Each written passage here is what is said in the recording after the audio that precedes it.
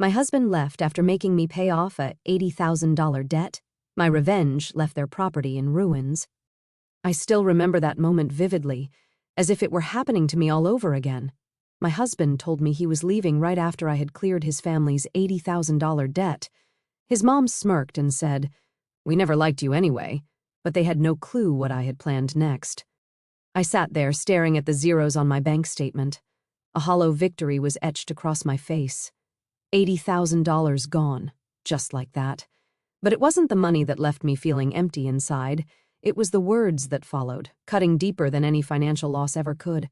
"We never liked you anyway." My mother-in-law's smirk burned into my memory, a cruel punctuation to the end of what I thought was a loving marriage. But as I watched my husband's retreating back, something inside me shifted.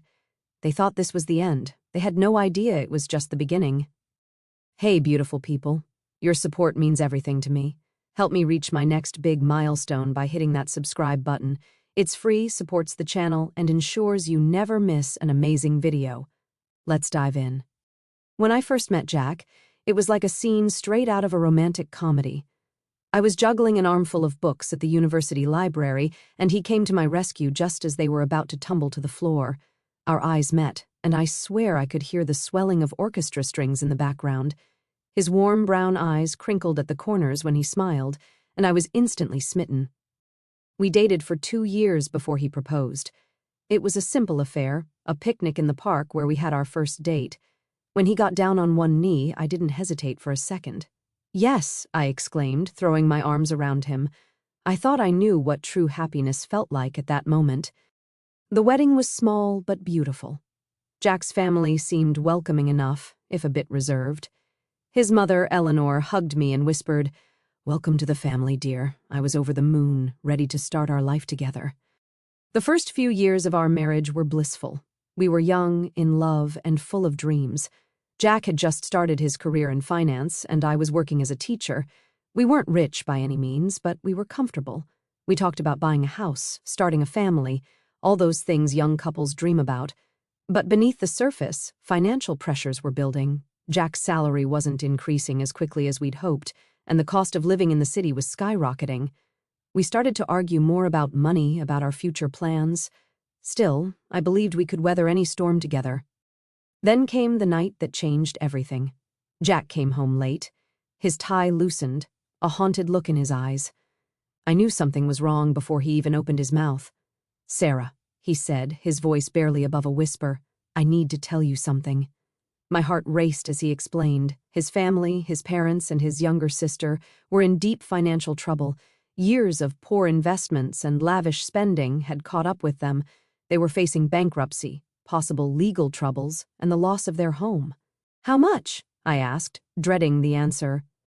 $80,000, Jack replied, his eyes pleading. "If we can help them clear this debt, they can avoid bankruptcy. They can start over." I felt like I'd been punched in the gut. $80,000 was more than our combined annual salary. It was our future house, our future children's college fund, our safety net, all gone in an instant. But I loved Jack, and despite their cool demeanor toward me, I thought of his family as my own. So I made a decision that would alter the course of our lives forever. "We'll do it," I said, taking Jack's hand. "We'll help them." The next few months were a blur of financial maneuvering. We emptied our savings account, took out a second mortgage on our small apartment, and I even sold the jewelry my grandmother had left me. Every penny we could scrape together went toward clearing Jack's family's debt. It was hard, harder than anything I'd ever done. I took on extra tutoring jobs in the evenings and on weekends. Jack worked overtime, coming home late most nights. We barely saw each other, but I told myself it was worth it. We were saving his family, strengthening our bond, proving our love. The day we made the final payment, I felt a mix of exhaustion and relief. It was over. We had done it. Jack's family was saved from financial ruin, and now we could focus on rebuilding our own lives. I expected gratitude, maybe a family dinner to celebrate our collective perseverance. Instead, I got silence. No thank you, no acknowledgement of the sacrifice we'd made. When I brought it up to Jack, he brushed it off. "They're proud people, Sarah," he said. "It's hard for them to accept help, even from family. Give them time." So I gave them time. Weeks turned into months. Our own financial situation remained precarious, but I held on to hope. We had overcome this massive hurdle together. Surely our love could conquer anything. Then came the day that shattered my world. I was in the kitchen, trying to figure out how to stretch our meager groceries into another week of meals, when Jack walked in. There was something different about him, a coldness in his eyes that I'd never seen before. "Sarah," he said, his voice devoid of emotion. "We need to talk." Those words, those dreaded words, that never precede anything good. "I'm leaving," he continued, as if he was discussing the weather. "I can't do this anymore. The financial stress, the responsibility, it's too much. I need a fresh start." I stood there, frozen, unable to comprehend what I was hearing. But we did this together," I stammered. "We sacrificed everything for your family. We can get through this." Jack shook his head. "There is no we anymore, Sarah. I'm sorry, but this is how it has to be." In a daze, I watched as he packed a bag, my mind racing, trying to make sense of what was happening. This couldn't be real. After everything we'd been through, everything we'd sacrificed, how could he just walk away? As Jack headed for the door, a thought struck me. "Wait," I said, my voice shaking. "What about your family, the debt we paid off?" He paused, his hand on the doorknob. For a moment, I saw a flicker of something in his eyes, guilt, regret, but it was gone as quickly as it appeared. "They'll be fine," he said flatly. "You should talk to them." And just like that, he was gone. I don't know how long I stood there, staring at the closed door. Minutes, hours. Time seemed to lose all meaning. Eventually, I found myself picking up the phone, dialing the number I knew by heart. Eleanor, my mother-in-law, answered on the third ring. "Hello?" Her voice was cool, distant. "Eleanor," I said, fighting to keep my voice steady. "It's Sarah. Jack just left. He said I should talk to you about the debt we paid off." There was a pause, then a soft chuckle that sent chills down my spine. "Oh, Sarah," Eleanor said, her voice dripping with condescension. "Did you really think that money would buy you a place in our family? We never liked you anyway." Jack finally came to his senses. The phone slipped from my numb fingers, clattering to the floor. Eleanor's words echoed in my head, each repetition like a knife twisting in my heart. "We never liked you anyway. We never liked you anyway. We never liked you anyway." As the full weight of the betrayal crashed over me, something inside me began to change. The hurt, the humiliation, the sheer injustice of it all began to crystallize into something harder, colder. They thought they had won. They thought they could use me, discard me, and walk away unscathed. But as I stood there in my empty apartment, surrounded by the remnants of a life I thought I knew, a new emotion began to take root, rage, pure, unadulterated rage. And with that rage came a promise to myself. This wasn't over, not by a long shot. They had no idea what I was capable of, but they were about to find out. As the rage coursed through my veins, I found myself pacing the apartment, my mind racing with a whirlwind of emotions. The betrayal, the humiliation, the sheer injustice of it all threatened to consume me. But beneath the chaos, a cold, calculating voice began to emerge. I stopped in front of the mirror, barely recognizing the woman staring back at me. Her eyes were red-rimmed, her hair disheveled, but there was a steely glint in her gaze that I'd never seen before. This woman wasn't a victim. She was a survivor, and she was out for blood. Taking a deep breath, I forced myself to think rationally. I needed to understand the full extent of what had happened. Only then could I plan my next move. I sat down at my small dining table and opened my laptop. With trembling fingers, I logged into our joint bank account. The balance stared back at me, a pitiful fraction of what it once was. I began to scroll through the transaction history, piecing together the financial puzzle of our demise. It had started small, a few thousand here, a few thousand there, transfers to Jack's personal account that he had explained away as investments or family emergencies. I had trusted him implicitly, never questioning, always supportive. What a fool I'd been. As the amounts grew larger, so did the frequency of the transfers. The final payment, a staggering sum that had emptied our savings account, had been made just 2 weeks ago. The timing was no coincidence. They had waited until the money was safely in their possession before discarding me like yesterday's trash. I leaned back in my chair, a bitter laugh escaping my lips. They had played me perfectly, the loving husband, the welcoming family. It had all been an act, an elaborate con to solve their financial woes at my expense. But their perfect plan had one fatal flaw. They had underestimated me. I spent the next few days in a frenzy of activity. I canceled our joint credit cards, changed the locks on the apartment, and consulted a lawyer about my options. The news wasn't good. Without proof of fraud, the money I had willingly given to Jack's family was considered a gift in the eyes of the law. I had no legal recourse to reclaim it. The lawyer's words echoed in my head as I left his office. "I'm sorry, Mrs. Thompson, but there's nothing we can do. My advice would be to cut your losses and move on." Move on. As if it were that simple, as if I could just forget the years of my life I had wasted, the dreams I had sacrificed, the future that had been stolen from me. Moving on wasn't an option, but moving forward, that I could do. I threw myself into work, picking up every extra shift and tutoring job I could find. By day, I was the perfect image of a woman trying to rebuild her life after a painful divorce. I smiled at my colleagues, assured my friends that I was doing fine, and presented a brave face to the world. But at night, alone in the apartment that now felt too big and too empty, I plotted. I started with research. Hours upon hours spent hunched over my laptop, digging into every aspect of Jack's family's lives, their businesses, their social circles, their dirty little secrets. I left no stone unturned. It was during one of these late-night research sessions that I made a startling discovery. A small news article buried in the archives of a local paper caught my eye. It detailed the mysterious circumstances surrounding the death of Jack's uncle Robert 5 years ago. Robert had been wealthy, eccentric, and estranged from the family for years. His death had been ruled an accident, but the article hinted at possible foul play. The pieces began to fall into place. The timing of Robert's death coincided with the beginning of the family's financial troubles. Had they somehow been involved? Had their desperate need for money driven them to the unthinkable?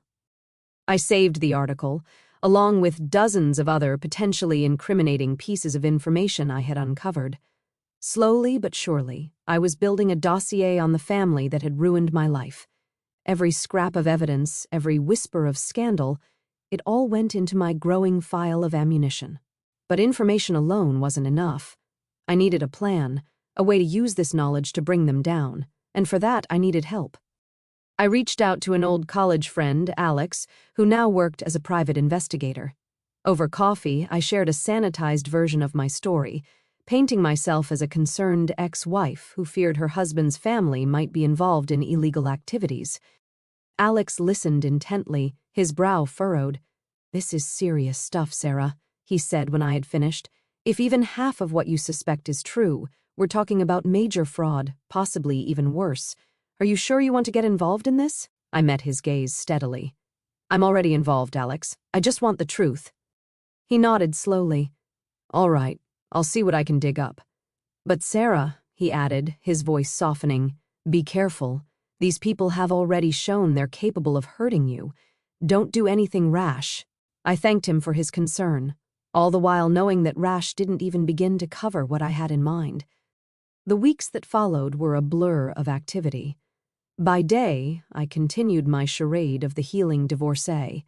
I even started attending a support group for people who had been betrayed by their partners, partly to maintain my cover and partly to gather more ideas for my revenge. But my nights were devoted to my mission. Alex came through with a treasure trove of information, confirming many of my suspicions and uncovering even more dirt on the family, financial irregularities, shady business deals, and yes, more questions about Uncle Robert's convenient death. Armed with this knowledge, I began to formulate my plan. It would take time, patience, and nerves of steel, but I was prepared to do whatever it took. The first step was to establish a new identity. Sarah Thompson, the naive and trusting wife, was dead. In her place, I created Samantha Taylor, a savvy businesswoman with a keen eye for investment opportunities. I used a chunk of my dwindling savings to invest in a new wardrobe, a sleek new hairstyle, and even subtle makeup techniques to alter my appearance just enough. I practiced a new way of speaking, a new way of carrying myself, Samantha was confident, assertive, everything that Sarah had not been. With my new persona in place, I began to infiltrate the social circles that Jack's family frequented: charity galas, business networking events, exclusive clubs, anywhere they might be. Samantha Taylor was there too, always on the periphery, never drawing too much attention, but always watching, listening, gathering more information. It was at one of these events that I had my first close encounter with Eleanor since that fateful phone call. I was at the bar, sipping a glass of champagne, when I heard her unmistakable laugh. Turning slightly, I saw her holding court with a group of society ladies, every inch the gracious matriarch. Our eyes met for a brief moment across the crowded room. I saw a flicker of confusion cross her face, quickly replaced by dismissal. She didn't recognize me. To her, I was just another face in the crowd, not worth a second glance. Little did she know that this face would soon become her worst nightmare.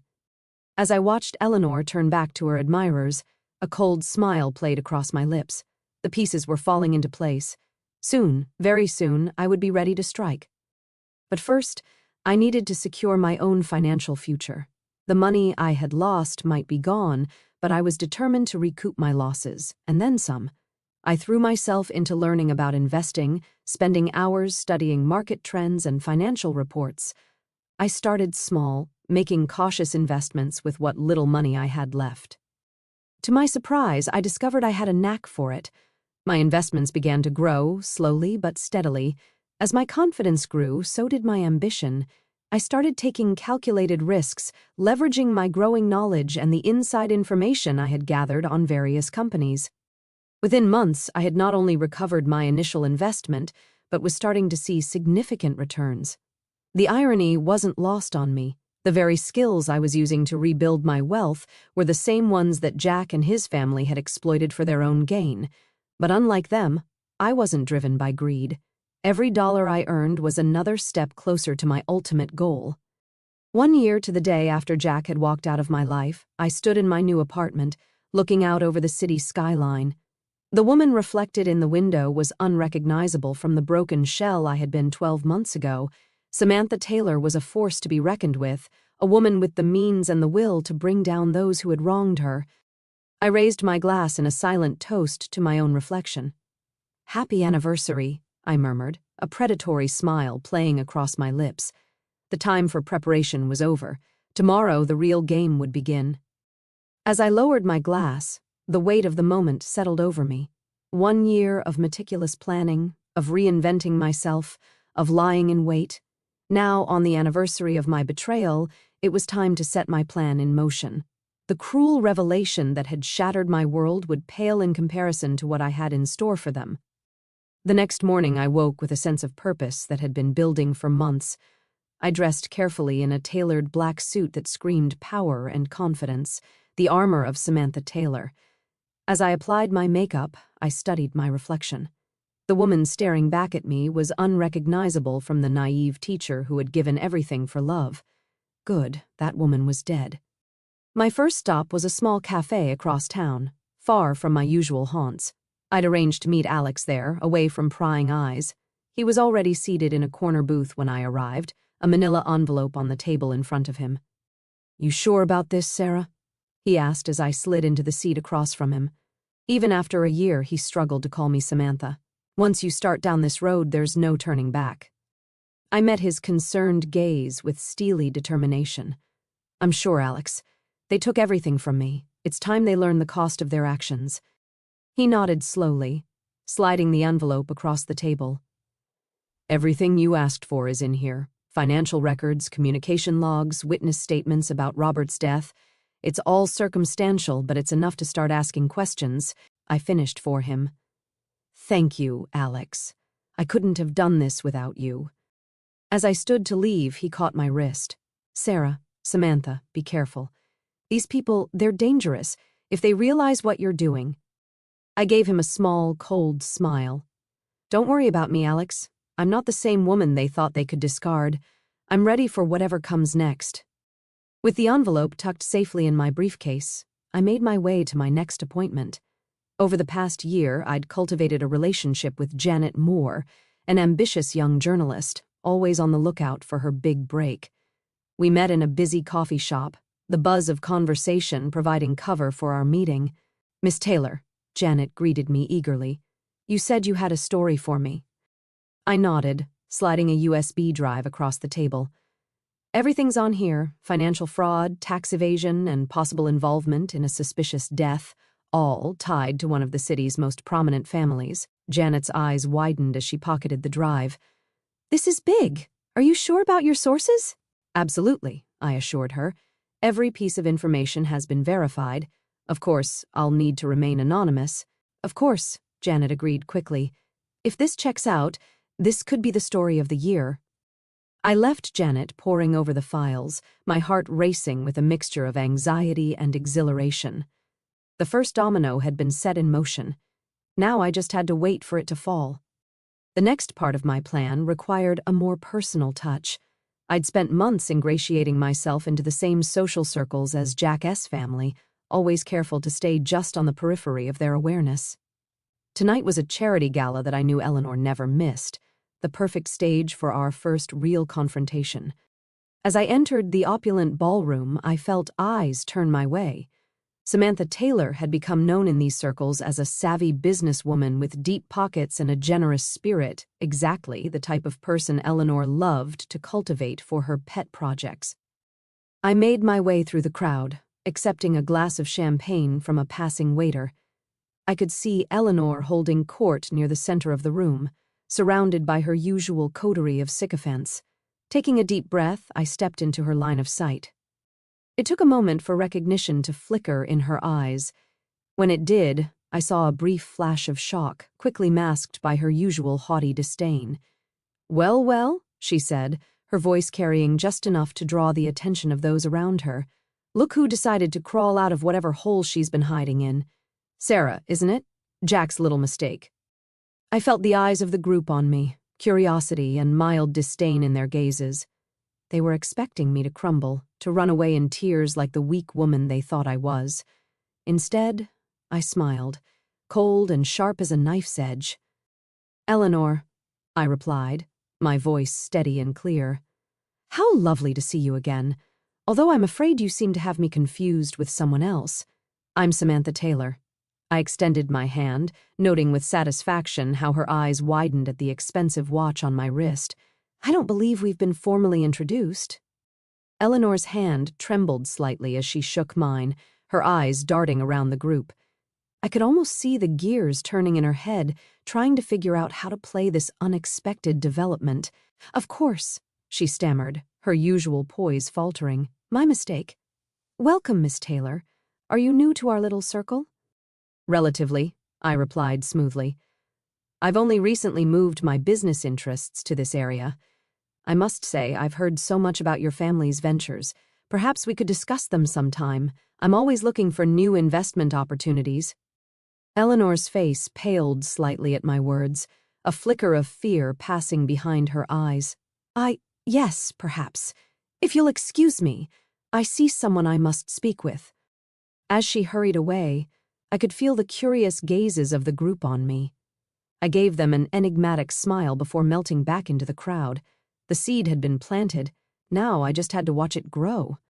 Over the next few days, I kept a close eye on the news. Janet didn't disappoint. The story broke on a Tuesday morning, splashed across the front page of the city's most respected newspaper, prominent family implicated in financial fraud and death investigation. I watched from my apartment as the story spread like wildfire. By noon, it was on every news channel. By evening, federal investigators were publicly announcing a probe into the family's finances. My phone buzzed with a text from Alex. "It's happening. Are you okay?" I typed back a quick response. "Better than okay. This is just the beginning." As satisfying as it was to see the family's carefully cultivated image begin to crumble, I knew this was just the first salvo in what would be a long campaign. They would fight back, of course. They had money, connections, influence. But so did I now, and unlike them, I had nothing left to lose. The next morning, I received an unexpected call. The number was unfamiliar, but I had a feeling I knew who it was. "Hello," I answered, keeping my voice neutral. "You think you're clever, don't you?" Jack's voice was tight with barely controlled rage. You think you can just waltz back into our lives and destroy everything we've built? I allowed myself a small, cold smile. I'm sorry. Who is this? Don't play games with me, Sarah, he snarled. I know it was you behind that article. What do you want? Money? Is that it? You want your precious $80,000 back? Oh, Jack, I said, my voice dripping with false sympathy. You still don't get it, do you? This isn't about money. This is about justice. This is about consequences. You and your family thought you could use me and throw me away like garbage. You're about to learn how wrong you were. There was a long pause on the other end of the line. When Jack spoke again, his voice was quieter, almost pleading. Sarah, please. Whatever you think you're doing, it's not too late to stop. We can talk about this. We can make things right. For a moment, I felt a flicker of the old Sarah, the woman who had loved this man, who had believed in the goodness of people. But then I remembered the coldness in his eyes as he walked out, the cruelty in Eleanor's voice as she dismissed me. No, Jack, I said firmly. It is too late. Far, far too late. You made your choice a year ago. Now it's time to face the consequences. I ended the call, my heart pounding. There was no going back now. The gauntlet had been thrown down, the battle lines drawn. As I looked out over the city, a city that had once felt so big and overwhelming but now seemed like my personal chessboard, I felt a surge of grim satisfaction. They thought they had seen the worst of me that day a year ago, broken and betrayed in my empty apartment. They had no idea what I was truly capable of, but they were about to find out. As I ended the call with Jack, a surge of adrenaline coursed through my veins. The initial shock of my reappearance had faded, and now the real game was about to begin. I knew they wouldn't go down without a fight, and I was prepared for whatever they might throw at me. The days following the publication of Janet's exposé were a whirlwind of activity. As I had anticipated, Jack's family mobilized their considerable resources to combat the allegations.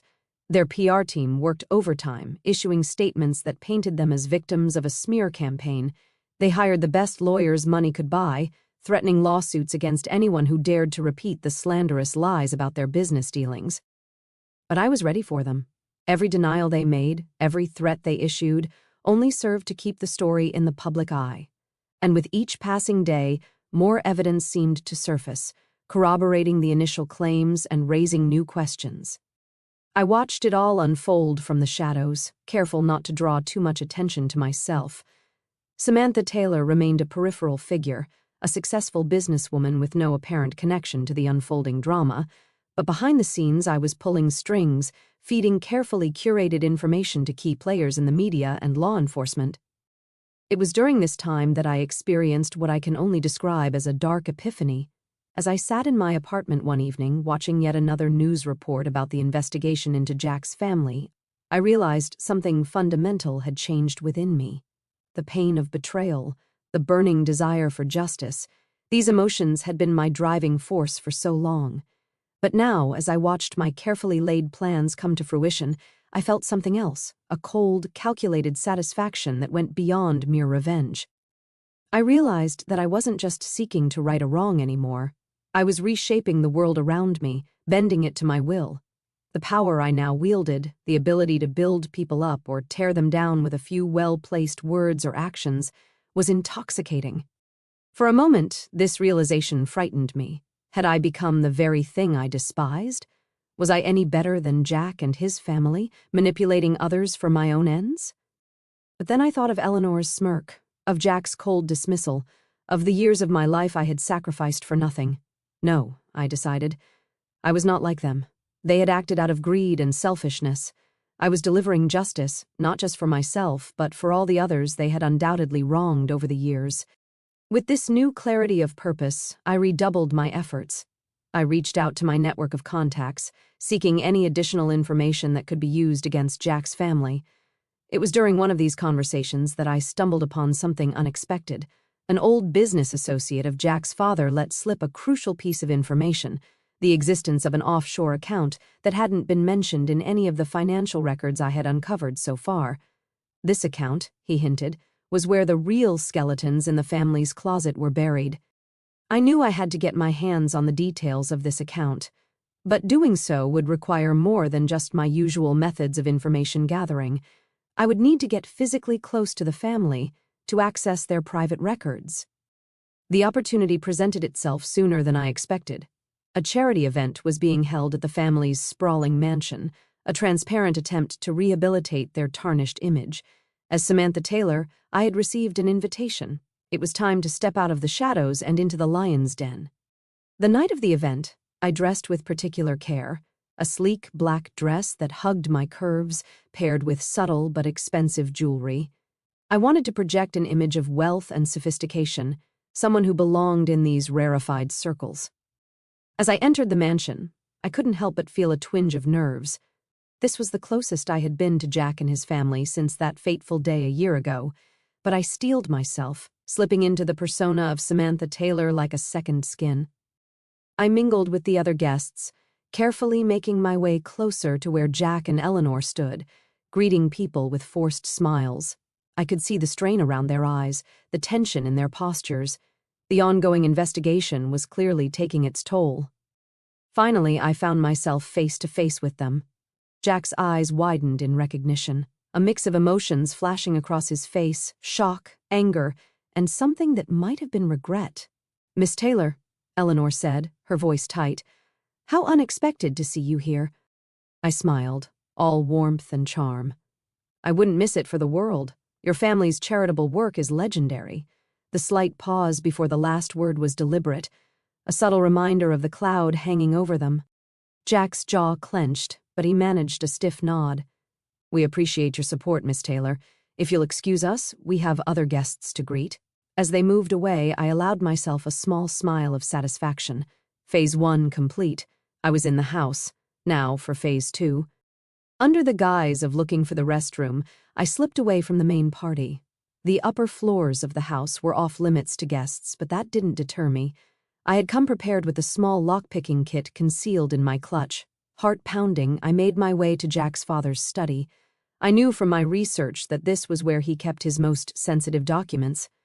The lock on the door proved no challenge for my newfound skills. Once inside, I moved quickly, my eyes scanning for anything that might lead me to information about the offshore account. Time seemed to slow as I rifled through drawers and files, hyper-aware of every sound from the party below. Just as I was about to give up, I spotted a small safe hidden behind a painting. It was a long shot, but I had to try. To my surprise, the combination was easy to crack, the date of Jack's parents' anniversary. Some things never change. Inside the safe, I found what I was looking for, documents detailing the offshore account, along with records of transactions that painted a damning picture of the family's financial dealings. My hands shook slightly as I used my phone to quickly photograph each page. I had just replaced everything and was about to leave when I heard footsteps in the hallway. Panic surged through me as I realized I had lingered too long. I looked around frantically for a place to hide, finally ducking behind a heavy curtain just as the door opened. "I'm telling you, something's not right," I heard Jack's voice say. "She shouldn't be here." "Calm down," his father replied. "She's just another guest. We can't afford to make a scene, not with everything else going on." I held my breath as they moved around the room, praying they wouldn't notice anything out of place. After what felt like an eternity, they left, still arguing in hushed tones. I waited a few more minutes before slipping out of the study and making my way back to the party. My heart was racing, but I forced myself to appear calm and collected as I rejoined the other guests. As I left the mansion later that night, I felt a surge of triumph. I had what I needed now, the final piece of the puzzle that would bring Jack's family crashing down. But as I drove home, a sobering thought occurred to me. In my quest for revenge, I had crossed lines I never thought I would, breaking and entering, theft of private documents. I was no longer just a wronged ex-wife seeking justice. I had become something else entirely. The realization should have troubled me more than it did. Instead, I felt a grim sense of satisfaction. I had adapted, evolved into what I needed to be to see this through. As I walked into my apartment, I caught sight of my reflection in the mirror. The woman who looked back at me was a stranger, harder, colder, more determined than ever. "No turning back now," I whispered to my reflection. The die was cast. Whatever happened next, I was committed to seeing this through to the bitter end. As I stood there staring at my reflection, I knew that the next phase of my plan needed to begin immediately. The information I had obtained from Jack's father's safe was a ticking time bomb, and I needed to use it strategically. The following morning, I woke up early, my mind already racing with plans. I knew that simply releasing the information about the offshore account would cause a splash, but it wouldn't be enough to bring down the entire family. I needed to craft a narrative, to set the stage in a way that would make the fall of Jack's family not just a possibility, but an inevitability. My first step was to reach out to Janet, the journalist who had broken the initial story. Over a secure line, I hinted at new developments, stoking her curiosity without revealing too much. "Keep your eyes open," I told her. "Things are about to get very interesting." Next, I turned my attention to social media. Over the past year, I had cultivated a network of influential accounts across various platforms. Some were real people I had carefully befriended as Samantha Taylor. Others were carefully crafted personas I had created myself. Now it was time to put this network to use. I began by subtly seeding doubt about the family's denials of wrongdoing. A tweet here, a Facebook post there, all carefully worded to seem like innocent speculation rather than a coordinated attack. I watched with satisfaction as these posts began to gain traction, picked up and amplified by others who had their own reasons to distrust the wealthy and powerful. As this online whisper campaign grew, I turned my attention to more direct action. I had spent months documenting every questionable deal, every hint of impropriety I could find related to Jack's family. Now I began anonymously sending this information to relevant authorities, tax officials, financial regulators, even local law enforcement. I was careful to space out these revelations to make it seem like multiple sources were coming forward independently. Each new piece of information I released was calculated to build on the last, creating a damning picture of corruption and deceit that spanned generations. All the while, I maintained my public persona as Samantha Taylor. I attended charity events, made strategic investments, and continued to build my reputation as a savvy businesswoman. To the outside world, I was completely disconnected from the growing scandal surrounding Jack's family, but behind the scenes, I was orchestrating every move. I watched with a mix of satisfaction and cold detachment as the pressure on the family began to mount. News reports became more frequent and more critical. Whispers of criminal investigations grew louder. Former associates began to distance themselves, afraid of being caught in the fallout. Through my network of contacts, I heard that Jack and his family were starting to feel the strain. Their once solid facade was beginning to crack. Eleanor had been overheard having a heated argument with her husband at a restaurant, their voices carrying despite their attempts at discretion. Jack had started drinking heavily, showing up to business meetings unkempt and irritable. It was during this time that I received an unexpected visit from Alex, my old friend and private investigator. He showed up at my apartment one evening, his face grave. "Sarah," he said, reverting to my old name despite my protests, "I need to know, how far are you planning to take this?" I invited him in, pouring us both a glass of wine before responding. "As far as necessary," I said simply. "They need to pay for what they've done." Alex sighed, running a hand through his hair. "I get that. I do. But Sarah, Samantha, whatever you want to call yourself now, this isn't just about exposing some financial misdeeds anymore. The stuff you've been digging up, the way you're releasing it, you're systematically destroying these people's lives." I felt a flicker of annoyance at his words. "And what about my life?" I countered. "They destroyed it without a second thought. Why should I show them any mercy?" "Because if you don't," Alex said quietly, "you might lose yourself in the process. I've seen it happen before. People get so focused on revenge that they become something they never meant to be." His words hit closer to home than I wanted to admit. I thought about the woman I had seen in the mirror the night before, the stranger with cold eyes and a colder heart. For a moment I felt a pang of doubt. Was I going too far? But then I remembered Eleanor's smirk, Jack's casual cruelty as he walked out on me. The doubt hardened into resolve. "I appreciate your concern, Alex," I said, my voice steady. "But I know exactly what I'm doing, and I'm prepared to face the consequences." Alex looked at me for a long moment, then nodded slowly. "I hope you know what you're doing," he said as he stood to leave. "Just be careful. These people, they're not going to go down without a fight."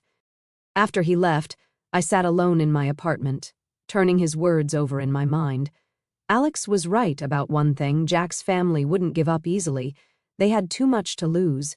I needed to be prepared for their counterattack. Over the next few weeks, I redoubled my efforts. I reached out to former employees of the family's businesses, offering anonymity in exchange for any information they might have. Many were hesitant at first, but as the public tide turned against their former employers, more and more began to come forward. Each new revelation was like a piece of a puzzle, fitting together to create a damning picture of decades of corruption, exploitation, and deceit. The offshore account I had discovered was just the tip of the iceberg. There were shell companies, fraudulent charities, even hints of connections to organized crime. As I compiled this information, I began to notice a pattern. Many of the family's worst excesses seemed to coincide with periods of financial strain. It was as if they viewed ethical behavior as a luxury they could only afford when times were good. This realization gave me an idea. If I could put enough financial pressure on the family, force them into a corner, they might make a desperate move, one that would expose their true nature to the world once and for all. With this in mind, I began to adjust my strategy. Instead of just exposing past misdeeds, I started to target their current income streams. Through my business connections, I quietly advised investors to pull out of the family's ventures. I used my social media network to start rumors about the stability of their companies. The effect was slow at first, but as the weeks went by, it began to snowball. Stock prices for companies associated with the family began to drop. Longtime business partners started to distance themselves. The once mighty financial empire that Jack's family had built began to show signs of crumbling. Throughout all of this, I maintained my cover as Samantha Taylor.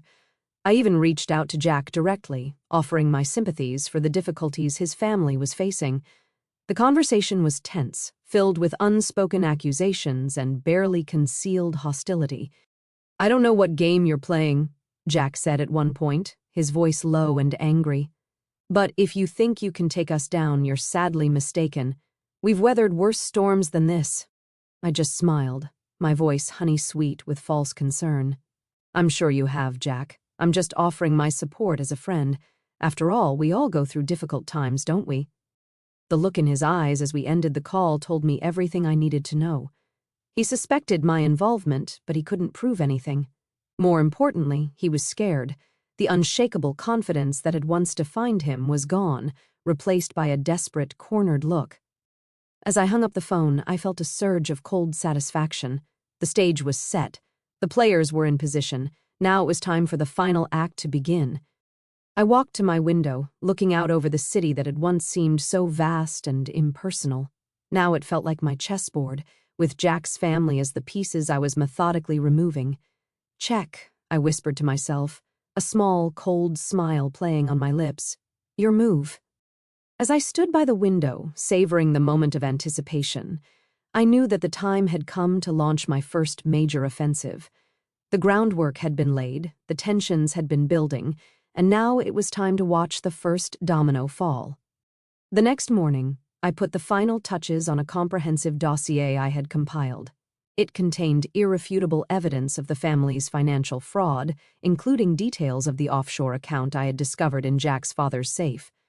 But more than that, it included a meticulously researched timeline that linked their fraudulent activities to several high-profile business failures in the city, companies that had gone bankrupt, leaving hundreds jobless, all because of the Thompson family's greed. I sent this dossier to Janet, the journalist who had broken the initial story. I knew she would verify every detail before publishing, which would only lend more credibility to the exposé. Within hours, I received a call from Janet. Her voice was filled with a mixture of excitement and disbelief. This is incredible," she breathed.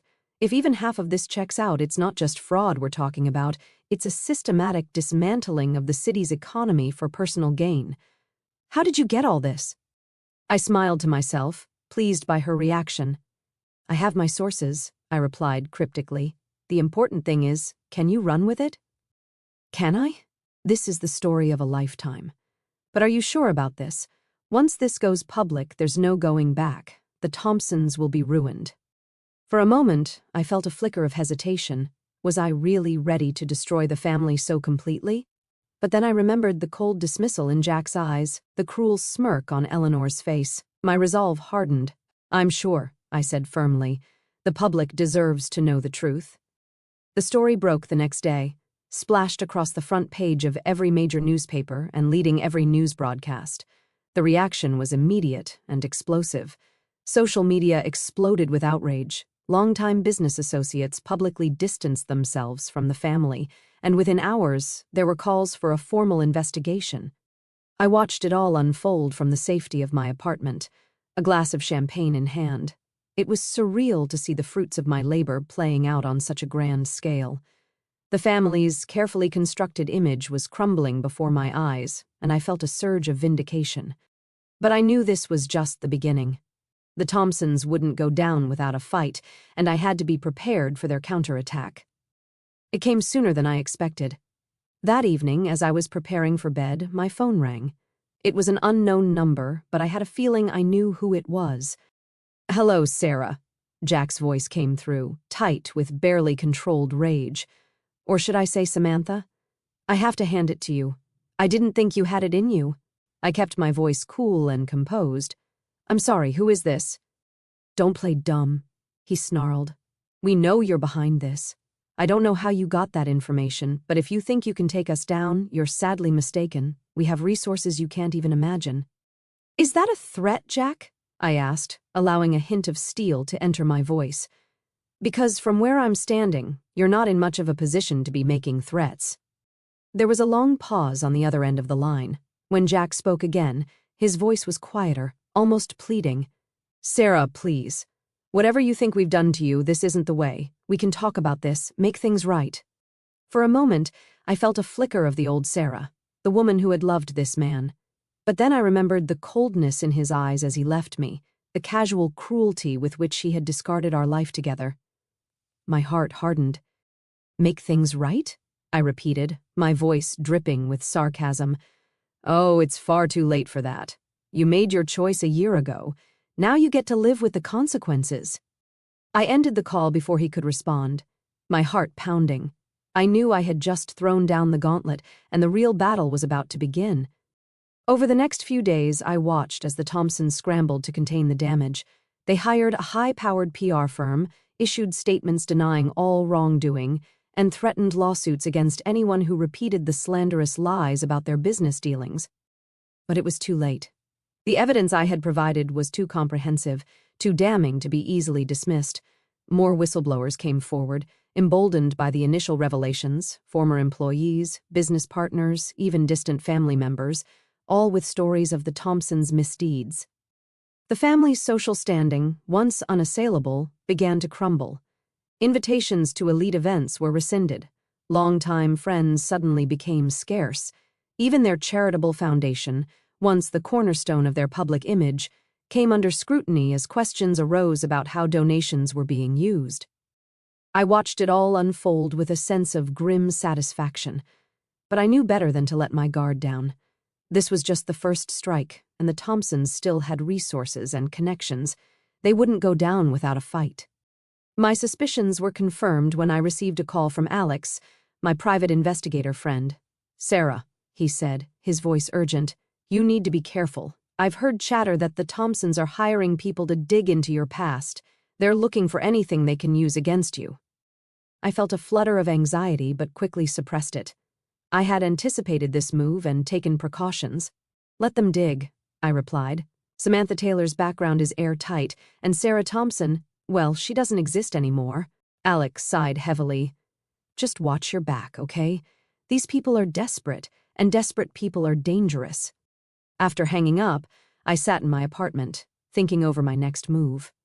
The first strike had been successful beyond my wildest dreams, but I knew it was just the beginning. The Thompsons were wounded but not yet defeated, and a wounded animal is often the most dangerous. I pulled out my laptop and began to review my files. The offshore account I had discovered was just the tip of the iceberg. There were still secrets to uncover, connections to expose, and I was determined to bring every last one of them to light. As I worked late into the night, I caught sight of my reflection in the darkened window. The woman who looked back at me was a far cry from the naive teacher who had given everything for love. Her eyes were harder, her jaw set with determination. For a moment, I wondered if I had lost something of myself in this quest for revenge. But then I remembered the pain, the humiliation, the sheer injustice of what had been done to me. No, I hadn't lost anything. I had evolved, become stronger, and I was just getting started. I turned back to my work, a small, cold smile playing on my lips. The first strike had been successful, but the war was far from over, and I was prepared to do whatever it took to win. As the first rays of dawn crept through my window, I closed my laptop, exhausted but exhilarated. The aftermath of my first strike against the Thompsons was still unfolding, but I knew I couldn't afford to rest on my laurels. It was time to set in motion the next phase of my plan, the domino effect that would systematically dismantle the family's reputation and turn them against each other. I started by focusing on the weakest link in the family chain, Jack's younger sister, Emily. Through my network of contacts, I had learned that Emily had always felt overshadowed by her older brother and resentful of her parents' favoritism. She was the perfect target to exploit the cracks in the family's united front. Using one of my carefully crafted alternate personas, I reached out to Emily through social media. I posed as a sympathetic ear, someone who understood the pressure of being part of a high-profile family. Over the course of several days, I carefully built a rapport with her, gaining her trust bit by bit. Once I felt the time was right, I began to plant seeds of doubt. I asked innocent questions about the family's business practices, expressed shock at the recent allegations, and wondered aloud how much Emily really knew about her family's dealings. I could sense her uncertainty growing with each conversation. Finally, after a particularly heated family argument that Emily had vented to me about, I made my move. I suggested that perhaps it was time for her to think about protecting herself, to consider coming forward with what she knew before she got caught in the crossfire. The effect was almost immediate. Within days, Emily had hired her own lawyer, separate from the family's legal team. Rumors began to circulate that she was considering making a deal with prosecutors in exchange for immunity. The family, once a united front, was beginning to fracture. But Emily was just the first domino. My next target was Jack's father, Richard Thompson. Through my investigations, I had uncovered evidence of an affair he had been having with a much younger woman. It wasn't just a simple indiscretion. Richard had been funneling company funds to set his mistress up in a lavish apartment and finance her extravagant lifestyle. I anonymously sent proof of the affair to Eleanor, Jack's mother.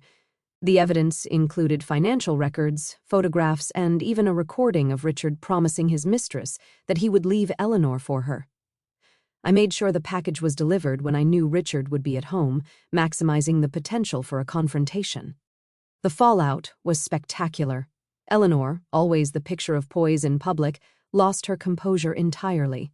Witnesses reported hearing screaming matches from the Thompson mansion, and Richard was seen leaving the house with hastily packed bags, his face bruised. As news of the family's personal drama began to leak to the press, their carefully cultivated image of unity and moral superiority crumbled further. Business associates, already wary after the financial fraud allegations, began to distance themselves even more. The Thompson name, once a symbol of success and influence, was quickly becoming toxic. But I wasn't done yet. My next move targeted the heart of the family's financial empire. Using the information I had gathered about their offshore accounts and shell companies, I began to systematically expose their network of financial manipulation. I leaked documents to financial regulators showing how the Thompsons had been evading taxes for years. I provided evidence to investigative journalists revealing how they had been using their charitable foundation as a front for money laundering. With each new revelation, the noose tightened around the family's neck. The effect on their business interests was devastating. Share prices in Thompson-controlled companies plummeted, partners pulled out of deals, banks began calling in loans. The financial empire that had taken generations to build was collapsing like a house of cards. Through it all, I maintained my cover as Samantha Taylor. I continued to attend social events, to make strategic investments, to build my reputation as a savvy businesswoman. To the outside world, I was completely disconnected from the drama surrounding the Thompsons. But behind the scenes, I was orchestrating every move, watching with cold satisfaction as my plan unfolded. It was at one of these events that I had my first face-to-face confrontation with Jack since this all began.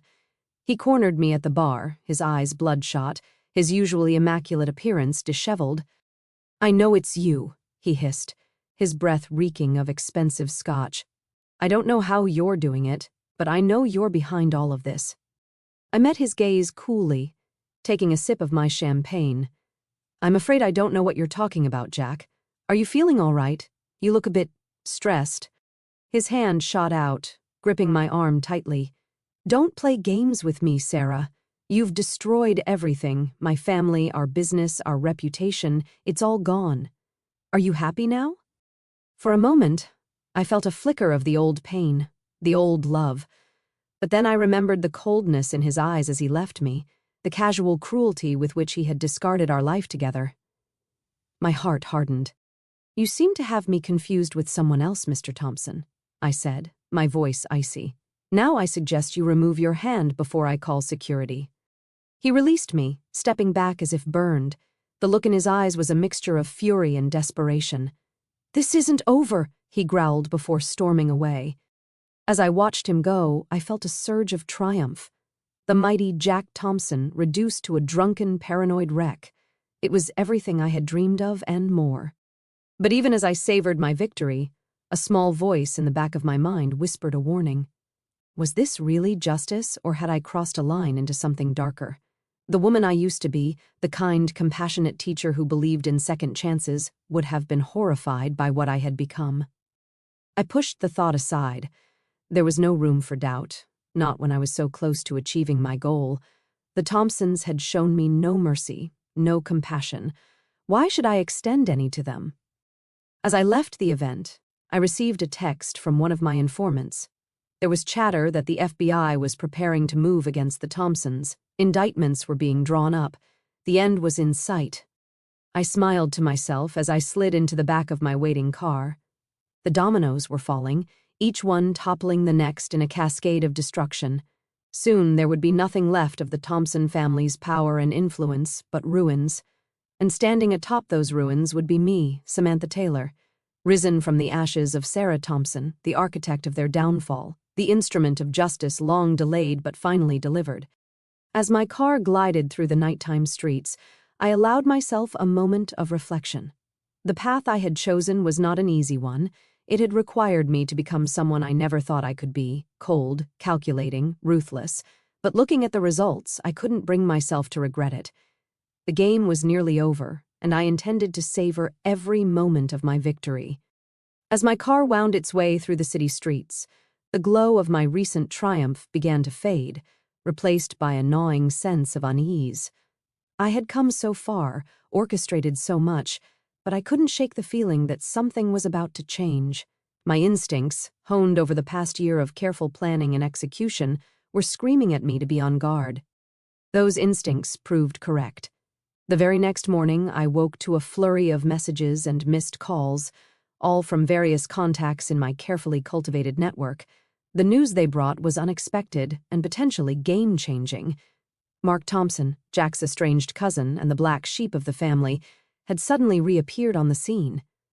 I had been vaguely aware of Mark's existence during my research into the family, but he had seemed like a non-entity, cast out years ago for refusing to toe the family line and join the business. Now it appeared he was back, and he was stirring things up. Mark had given an explosive interview to a major news outlet, corroborating many of the allegations against his family and adding new damning details. He painted a picture of a dynasty built on corruption, manipulation, and outright criminality, stretching back generations. At first, I was elated. This was an unexpected ally, someone from within the family itself turning against them. It lent credibility to all the evidence I had been carefully leaking. But as I dug deeper into Mark's sudden reappearance, elation turned to concern. Mark wasn't just talking to the press. He was meeting with federal investigators, promising to provide documents and testimony that could blow the case wide open. This should have been good news, but it presented a problem. Mark had information I didn't, details about family history and inner workings that I couldn't have known. If he took center stage in the investigation, it could derail my carefully laid plans. I needed to meet this unexpected ally, to gauge his motivations and see if I could steer him in a direction that aligned with my goals. Through my contacts, I arranged a meeting under the guise of being a potential investor in a new venture Mark was planning. We met at a quiet, upscale restaurant. Mark was younger than I expected, with the same chiseled good looks as Jack, but with a rougher edge. His eyes were sharp and assessing as he shook my hand. "Miss Taylor," he said, a hint of a smirk playing at his lips. "I've heard a lot about you, the new rising star in the business world." I offered a practiced smile in return. "And I've certainly been hearing a lot about you lately, Mr. Thompson. Your family must be quite surprised by your recent media appearances." His smirk widened into a grin, but it didn't reach his eyes. "Oh, I'm sure they are. But then, they shouldn't be. They've had this coming for a long time." As our conversation progressed, I began to get a clearer picture of Mark Thompson. He was intelligent, charismatic, and driven by a deep-seated resentment toward his family. But there was something else, an underlying current of ambition that made me wary. "You know," Mark said, leaning in conspiratorially, "I've been watching everything that's been happening with the family. The leaked documents, the whistleblowers, the carefully orchestrated fall from grace. It's impressive work, almost as if someone's been pulling strings behind the scenes." I kept my face impassive, even as my heart rate picked up. "The mighty do have a tendency to fall," I said noncommittally, "especially when their foundation is built on lies." Mark's eyes glinted. "Indeed they do. But I can't help but wonder what happens after the fall. Someone's bound to step in and pick up the pieces, someone who knows the whole story." It was at that moment that I realized Mark Thompson wasn't just an unexpected ally, he was a potential threat. He wasn't interested in justice or redemption. He saw the downfall of his family as an opportunity to seize power for himself. As I left the restaurant, my mind was racing. Mark's emergence had thrown a wrench into my carefully laid plans. He had information I didn't, connections I couldn't match, and a claim to the Thompson legacy that I could never have. If he took control of the narrative, everything I had worked for could be for nothing. But even as I grappled with this new obstacle, another unexpected development was unfolding. My phone buzzed with a message from an unknown number. The content made my blood run cold.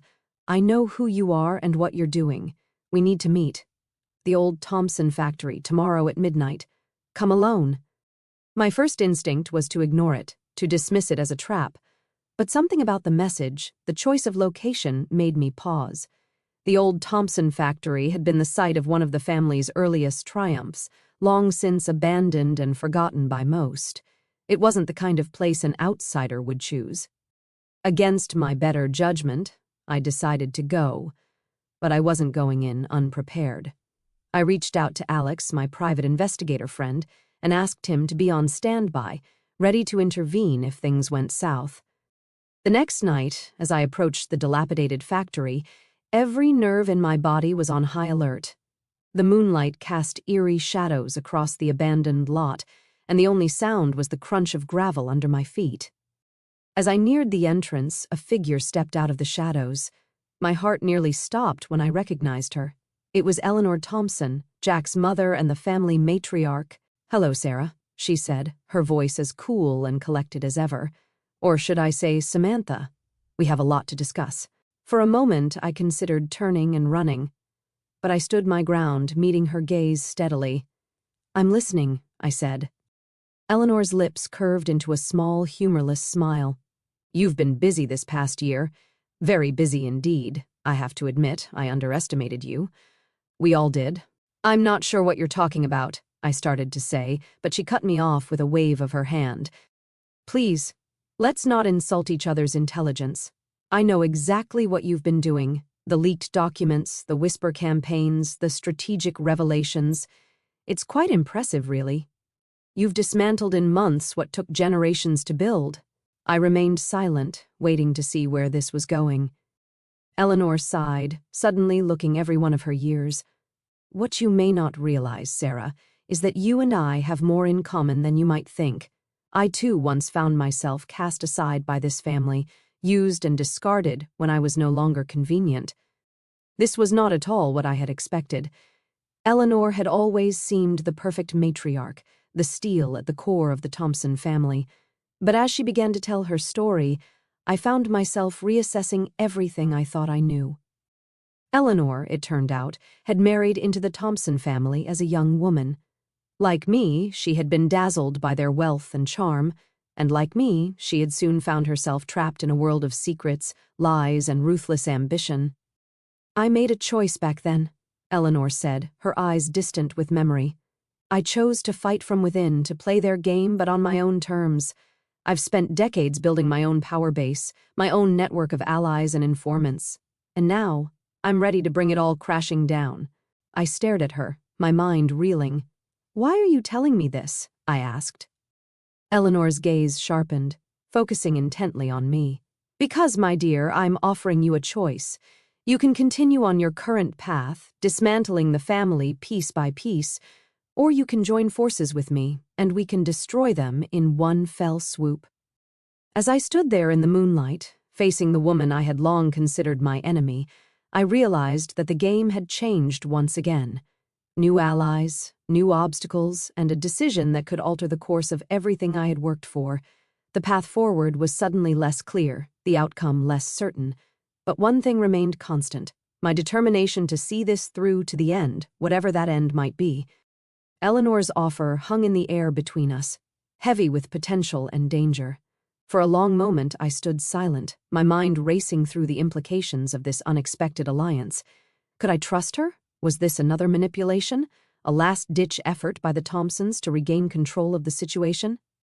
But as I looked into Eleanor's eyes, I saw something I recognized, a cold, hard determination born of years of resentment and careful planning. It was the same look I saw in the mirror every day. Why now? I finally asked, my voice barely above a whisper in the still night air. Why reach out to me after everything that's happened? Eleanor's lips curved into a wry smile.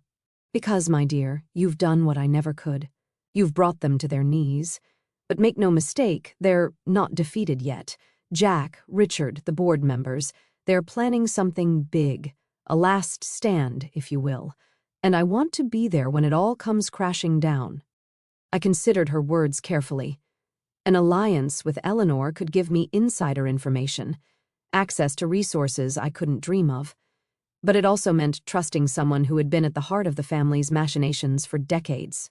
What exactly are you proposing? I asked, still wary. A joint offensive, Eleanor replied, her eyes glinting with anticipation.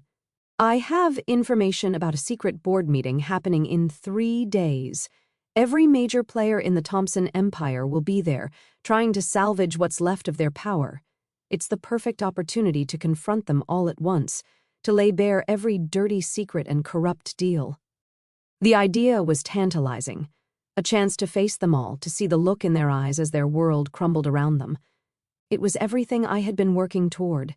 And what do you get out of this? I pressed, still not fully trusting her motives. Eleanor's face hardened. Revenge, pure and simple. They took my youth, my dreams, twisted me into something I never wanted to be. I want to watch it all burn. In that moment, I saw myself reflected in Eleanor. The pain, the anger, the all-consuming desire for retribution. It was a chilling realization. All right, I said finally. I'm in, but we do this my way. I've come too far to let anyone else take control now. Eleanor nodded, a look of respect flickering across her face. Agreed. Now, let's plan our grand finale, shall we? The next 3 days were a whirlwind of activity. Eleanor provided me with detailed information about the upcoming board meeting, attendees, security measures, even the layout of the boardroom. I cross-referenced everything with my own sources, not willing to rely solely on her information.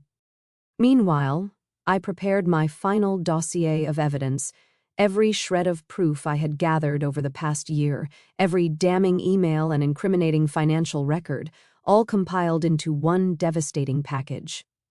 On the morning of the meeting, I stood in front of my mirror, carefully applying my makeup like war paint.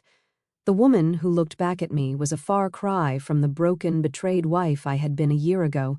Today, I was Samantha Taylor, avenging angel come to deliver justice.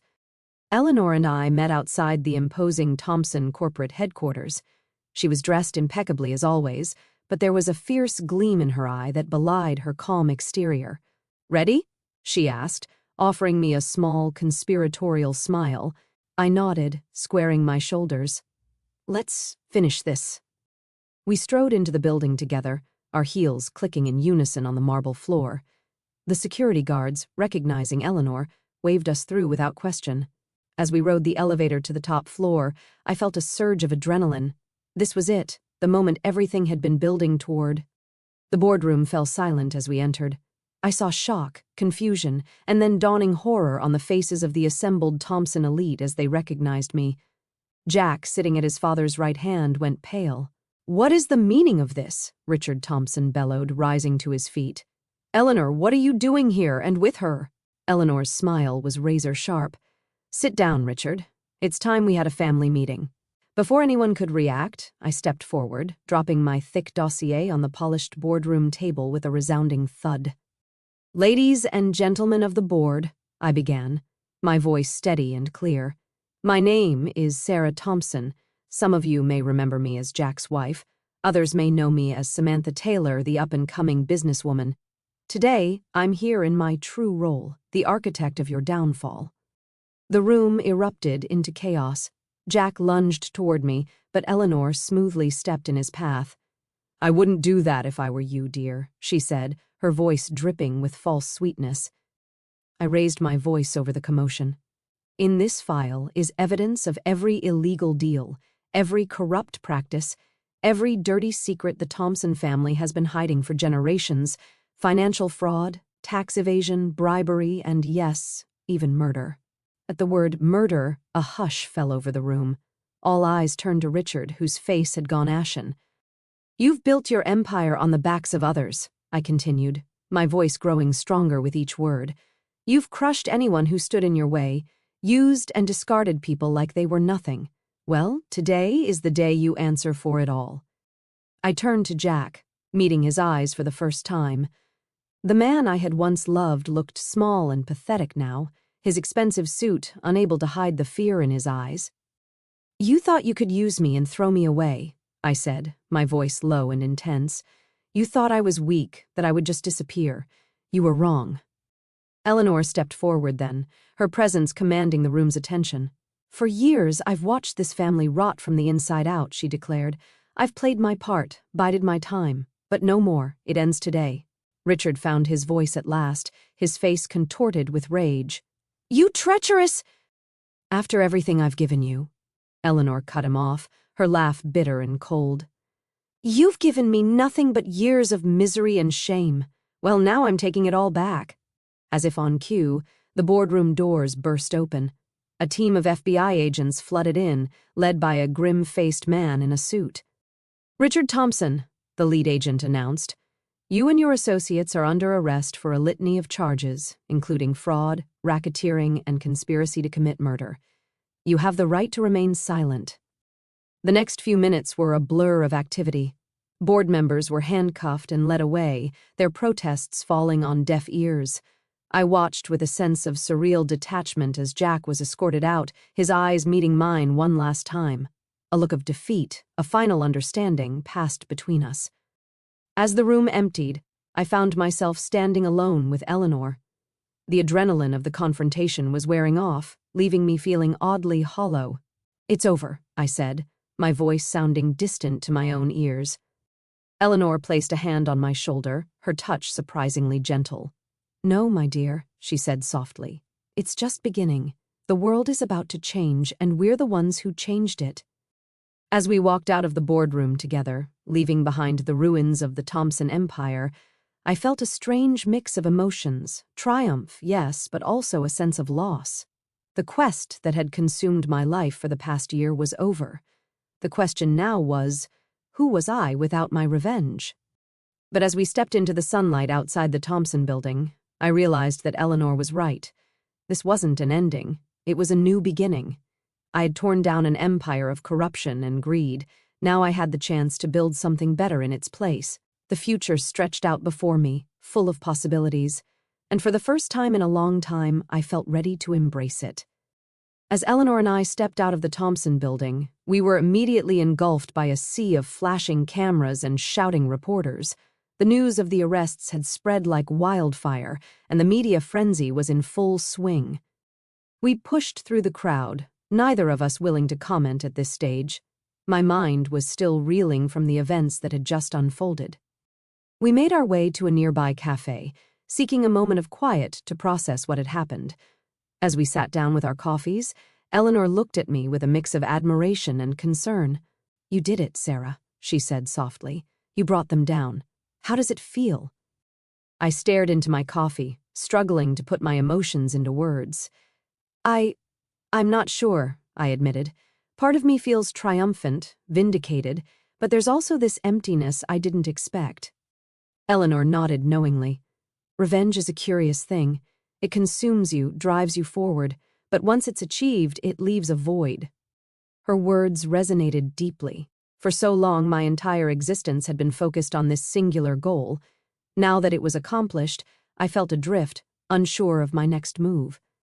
The following days were a blur of legal proceedings, press conferences, and endless questions. The fall of the Thompson Empire was the biggest story of the year, possibly the decade. Every news outlet wanted an exclusive. Every prosecutor wanted my testimony. I watched from a distance as the family I had once been a part of was systematically dismantled. Jack, Richard, and several board members were facing likely prison sentences. The Thompson companies were in freefall, their stock prices plummeting as investors rushed to distance themselves from the scandal. But amidst the chaos, I found myself increasingly withdrawn. The satisfaction I had expected to feel was overshadowed by a growing sense of unease. Had I become the very thing I despised in my quest for justice? It was during this time of introspection that I received an unexpected visitor. Alex, my old friend and private investigator, showed up at my apartment one evening, concern etched on his face. "Sarah," he said as I let him in, "I've been worried about you. How are you holding up?" I managed a weak smile. "I'm fine, Alex. It's just a lot to process." He studied me for a moment, then shook his head. "You're not fine. I can see it in your eyes. This whole thing, it's eaten away at you." His words struck a chord, and suddenly the emotions I had been suppressing came flooding out. I found myself pouring out my conflicted feelings to Alex, the triumph mixed with guilt, the satisfaction tainted by a sense of loss. "I spent so long being Samantha Taylor," I confessed, "playing this role that I'm not sure who Sarah is anymore. I achieved everything I set out to do, but at what cost?" Alex listened patiently, his presence a comforting reminder of the person I used to be. When I finished, he was quiet for a long moment before speaking. "Sarah," he said gently, "what you did, it was incredible. You exposed corruption. You brought criminals to justice. But revenge can't be the end of your story. It's what you do next that really matters." His words struck a chord deep within me. For so long, I had been focused on tearing down the Thompsons. Perhaps now it was time to start building something of my own. Over the next few weeks, I began to reevaluate my life and my choices. I started by reaching out to Janet, the journalist who had been instrumental in exposing the Thompson family's misdeeds. Together, we began working on a book that would tell the full story of the Thompson Empire's rise and fall. Writing the book was a cathartic experience. It allowed me to process everything that had happened, to see the events of the past year with a new perspective. As I recounted my journey from betrayed wife to avenging force, I began to reconnect with the person I used to be, the idealistic teacher who believed in justice and second chances. But I wasn't content with just telling the story. I wanted to do more, to make a positive impact with the knowledge and resources I had gained. That's when the idea struck me, a foundation dedicated to helping victims of corporate fraud and supporting whistleblowers.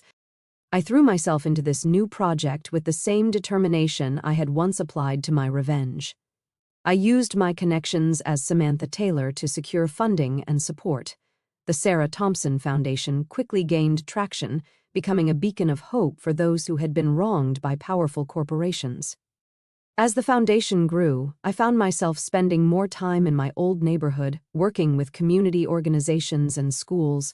It was during one of these visits that I ran into Tom, a fellow teacher from my old school.